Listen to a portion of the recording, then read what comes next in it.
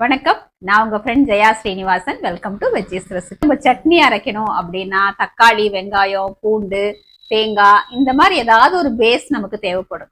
இன்னைக்கு இந்த எந்த பேஸுமே இல்லாம நம்ம ஒரு சூப்பரான ஒரு சட்னி அரைக்க போறோம். நம்ம செய்யக்கூடிய எல்லா டிஃபனுக்கும் வந்து ரொம்ப பர்ஃபெக்டா மேட்ச் ஆகக்கூடிய ஒரு சட்னி. இது ஒரு புரோட்டீன் ரிச் சட்னி அப்படின்னு கூட நம்ம சொல்லலாம். வீட்டில் இருக்கக்கூடிய ரொம்ப கம்மியான இன்கிரீடியன்ஸ் வச்சு தான் நம்ம சட்னி அரைக்க போறோம். ஃபர்ஸ்ட் டைம் சேனலை பார்க்குறீங்கன்னா ப்ளீஸ் சப்ஸ்கிரைப் பண்ணுங்க. பெல் ஐக்கானை கிளிக் பண்ணி ஆல் ஆப்ஷன் கொடுத்துட்டீங்கன்னா நான் போடக்கூடிய எல்லா வீடியோஸும் குவிக்காக வந்து உங்களுக்கு ரீச் ஆகும். வாங்க இந்த ப்ரோட்டீன் ரிச் சட்னி ஈஸியாக எப்படி பண்ணுறதுன்னு பார்க்கலாம். இந்த சட்னி அரைக்கிறதுக்கு ஒரு 2 டேபிள் ஸ்பூன் அளவுக்கு நம்ம வேர்க்கடலை இருக்கு இல்லையா, அதை நல்லா வறுத்து வச்சுக்கணும். பாருங்க, இந்த மாதிரி நல்லா அப்படி வெடிப்பு வர்ற அளவுக்கு நல்லா வறுத்துக்கணும். மற்றபடி தேவையான எல்லா சாமானும் எடுத்து வச்சிருக்கேன். வாங்க ஸ்டார்ட் பண்ணிடலாம். ஸ்டவ்ல ஒரு கடாய் வச்சுட்டு 1 டீஸ்பூன் எண்ணெய் ஆட் பண்ணிக்கலாம். எண்ணெய் சூடானதும் 1 டேபிள் ஸ்பூன் உளுத்தம்பருப்பு, 1 டேபிள் ஸ்பூன் கடலைப்பருப்பு ஆட் பண்ணிக்கலாம். இது நல்லா செவந்து வர்ற வரைக்கும் நம்ம நல்லா வறுத்துப்போம். பருப்பு லேசாக செவந்து வரும்போது ஒரு 5-6 காஞ்ச மிளகாய் ஆட் பண்ணிக்கலாம். மிளகாயும் சேர்த்து நல்லா வறுத்துப்போம். பருப்பு பாருங்க நல்லா செவக்க ஆரம்பிச்சாச்சு, மிளகாயும் நல்லா வறுபட்டாச்சு.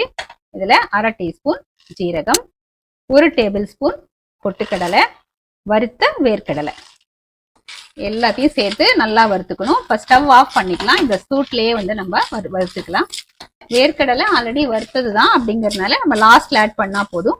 வறுக்காத வேர்க்கடலை அப்படின்னா நம்ம ஸ்டார்டிங்லேயே ஆட் பண்ணி நம்ம வறுத்துக்கணும். இதில் சின்ன பீஸ் புளி ஆட் பண்ணிப்போம். இந்த சட்னிக்கு தேவையான அளவு உப்பு.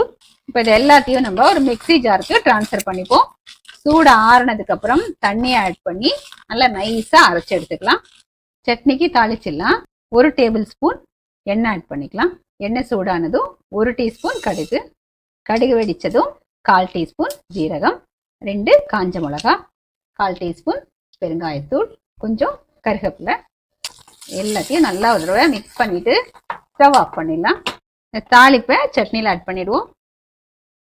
Protein rich no onion no garlic chutney சர்விங்க்கு ரெடி. இந்த சட்னி எல்லா டிஃபனுக்கும் ரொம்ப பர்ஃபெக்டாக மேட்ச் ஆகும். இன்னைக்கு நம்ம தோசையோட இந்த சட்னியை டேஸ்ட் பண்ணி பார்த்துடலாம் வாங்க.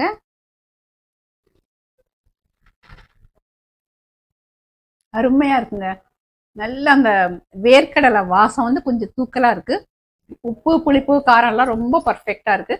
எந்த ஒரு டிஃபனுக்குமே வந்து ரொம்ப நல்லா மேட்ச் ஆகக்கூடிய ஒரு சட்னி. இந்த சட்னியில வந்து நம்ம வெங்காயம், பூண்டு எதுவுமே சேர்க்காதனால எந்த ஒரு விரத நாட்களையும் வந்து நம்ம யோசிக்காம அந்த சட்னியை அரைச்சிடலாம்.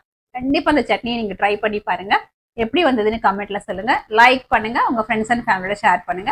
புது ரெசிபியோட நாளைக்கு நான் உங்களை மீட் பண்றேன். தேங்க்ஸ் ஃபார் வாட்சிங்.